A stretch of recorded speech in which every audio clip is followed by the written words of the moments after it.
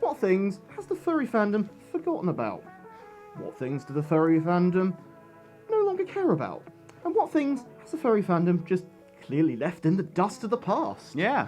We thought we'd have a little look, and it's quite an interesting little experience finding this. It's been a trot down memory road on this one. Yeah, and we thought we'd give some of your older furs, you know, kind of a bit of nostalgia, and some of your newer furs, I guess, a bit of a history lesson. Mm-hmm. Obviously, with anything like this, maybe you still use some of these things. You know, they're not gone. Well, some of them are. Some of them are, but some of them are still hanging on in there. But, you know, other things maybe still use, so, you know, take it with a pinch of salt. But we found some things, and we asked some friends as well, very kindly, what things that they think people have forgotten about. So, here's what we found. So sit down, kids. Here we go.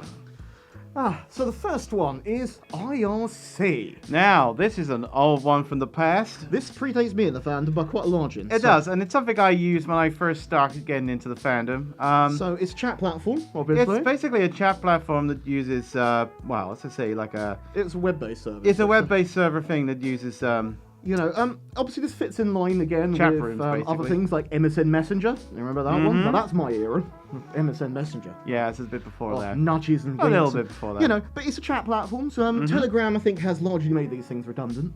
Yeah, I mean, I was introduced to the UK IRC chat, and it's basically how I met the first person who invited me to a London meet. And yeah, so it had its part. It was a very important part of the furry fandom once. And talking of things that were kind of superseded, our next one, Second Life. Again, something else that was quite pivotal to my... I know 100% that there's probably some people watching this right now going, no, I still use Second Life. Yeah. Yes, it does still have a user base. It does. It still has a user base.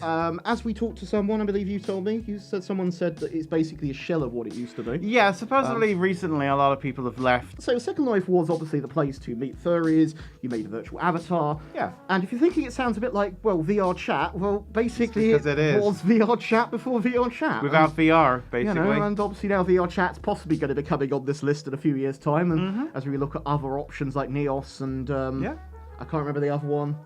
Chill Out VR. Chill Out VR, that's the one. But, you know, Second Life, it had a massive community, and obviously over the years that... I used to log into Second Life every evening and go to the clubs. Talking of things that sort of also had their laughs at its time, you know, the animations from people like Weeble. Yeah, Weeble, and of course things like the Raccoons. And... Yeah, so web animations in Flash. Who remembers Adobe Flash? Who remembers Adobe Flash? Yeah, I mean, that's sadly I do. Newgrounds and yes, true. I spent years at university coding for Adobe Flash. Yeah, wasted degree, people. But yeah, you know, you had Weeble, you had big animations like Badger. Uh-huh. No, I mean that still exists around.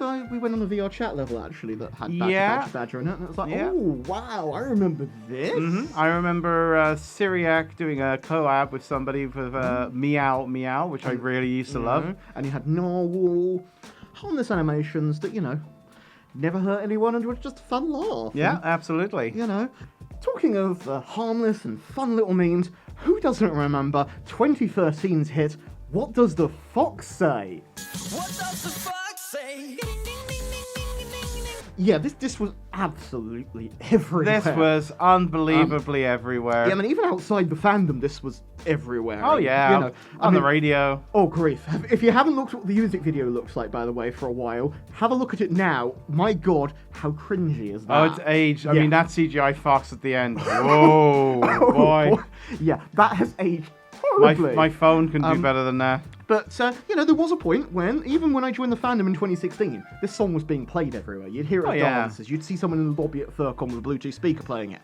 Now, You know, you might hear it once a con if you're lucky. Maybe. I think the only time I heard it at Confuzzled was when I used it as a joke in my Price is Right game. Oh yeah, you did, yeah. You know, it had its moment.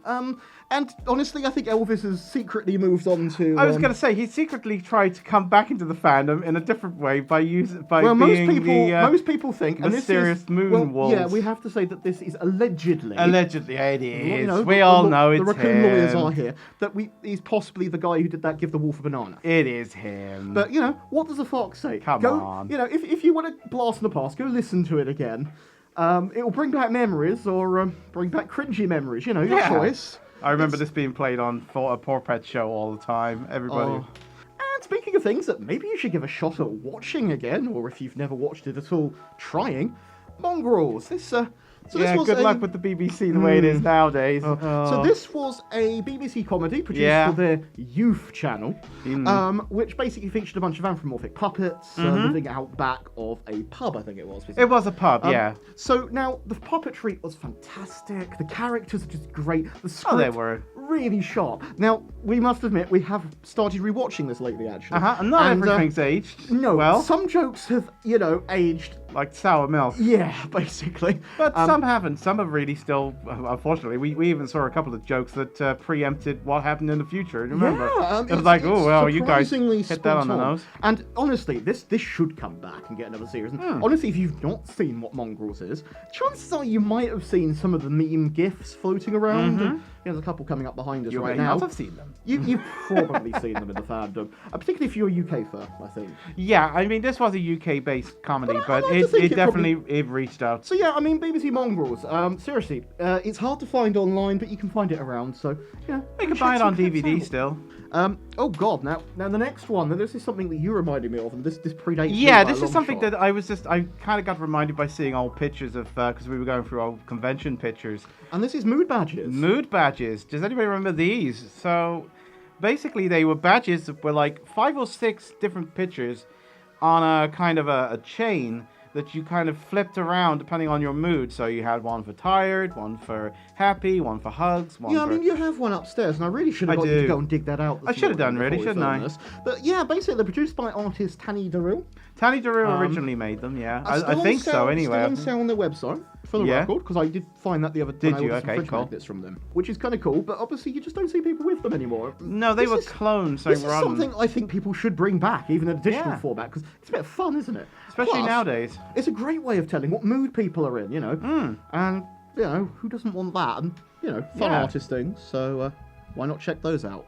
Here comes a bit of a relic now this as is something even I only really touched on when I was in the fandom. So I've never done this. I don't think I've really ever been on it, and that is Live Journal. Now, I had to put this in because I've had quite a few people suggest Live Journal for this list. Yeah, this was huge. When I first came into the fandom, this was huge. I get the impression this was largely replaced by people just writing journals on Fur Affinity and such. Yeah, Fur Affinity kind of took over it, really. As well as some other things. And obviously Live Journal, I don't know too much about it, but when I looked on WikiFur earlier, which is a great source for most of this video for the record, it does seem that in 2007 it was purchased by a Russian company, and in 2017 they changed the terms of service to fit Russian laws on LGBT propaganda, as they call it. And apparently there's a lot of stuff that you can't have on it now, so if it hadn't got rejected for other things, it's probably by the wayside now. I mean, do you still have a Live Journal? Let us know. Yeah. I'd be curious. I got an account somewhere which has probably not been updated since 2015, so... And then, of course, we go into something else that I think a lot of people used in the earlier days of their fandom journey. Furcadia. Yeah. In fact, I had actually forgotten about this until one of our friends, Gren, kindly mentioned it on one of his ideas on things that, people used to love.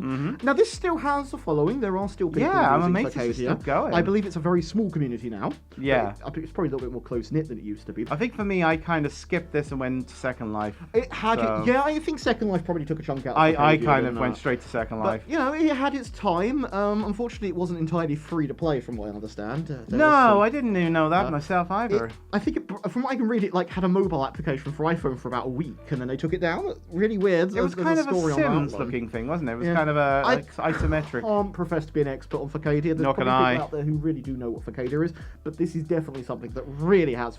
But it was a cornerstone. Dropped off the radar. Oh yeah, it was a cornerstone of the furry fandom for a while. Oh, easily. I mean, cornerstones of the fandom, especially in the early days. the next one. So this is Usenet news groups. Again, this is one I don't know. Lifestyle.furry. Those predates, I think, both of us really. Yeah, pretty much. These news groups were the places that furries hung out. This is where the OG fandom came from. Yeah, original. This was how furries kept in touch before, the days of massive cons, Telegram, even widespread internet usage. I mean, seriously, how many furs out there watching this right now have ever used this? Let us know in the comments. I would be fascinated, as I didn't even use this myself. Do you think we should have a look into this? And, would you like to see a video on the history of this? I would love to do some deep diving into this. And I mean, now, we are really into the old days of the furry fandom now when we're talking about, like, Usenet, and, of course, the next one, Vixen-controlled library. Now, this was something that I used in the very early days of my fandom, before I kind of started using Fur Affinity more. I had never heard of this. So I can't okay. say a single thing. The website still works, but there's no pictures on it.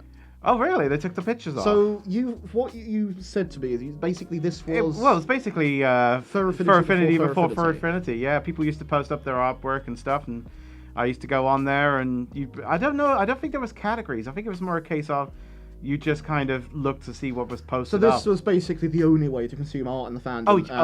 I wouldn't say the only, but a lot of the biggest one. Yeah, everybody was mentioning, are you on VLC? I mean, it's funny, but you just said VLC. See, I made that mistake. This is not to be not VLC. With VLC. That's a very, very different thing. Vixen Control Library. Yeah, it's fine. It's a memory of how far we've come as a fandom. It is, yeah. And, I mean, another memory that's... And again, this is something else that predates me as Still well. online, still going. I was amazed by that. A couple of people suggested this one to us, actually, and that's Furry Muck. Now, I can't really comment about this one. I think you and Regda actually had a little bit more experience with this. Actually, now I think back at it, I did try it once or twice. It's basically like a text adventure game. Like one of those, you're in a forest, which way do you want to go? North, east, south, and west. Fun. But instead of it being a kind of a quest game or something like that, it's more a case of you're in a forest, you're in this particular area, there are 4 other people here, and then you just open the chat and then you start talking text over them. That's an interesting concept. I think it was a bit more involved than that. The funny thing is, in this whole retro push, I could see this coming back quite easily. Well, yeah, you got a point there. I'm surprised it hasn't been used as a mobile app, actually. Still going strong. It could be quite fun as a mobile I did notice that the last update was on 2016. So really, 2016. If you were a Furry Muck user, that's cool. Yeah. These are all things where the furry fandom they should be remembered too.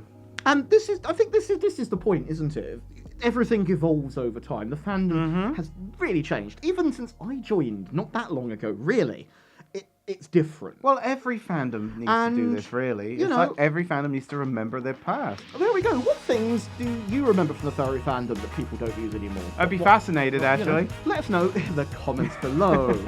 If you enjoyed this video, please click that like button, subscribe to the channel if you haven't already, and of course turn that notification bell on to find out when new content drops every week. You can support us on Patreon if you'd like, there's a link to that below. I'm Lew The Raccoon. And I'm Theodore Rabbit. I will see you next time. Bye everyone! Bye!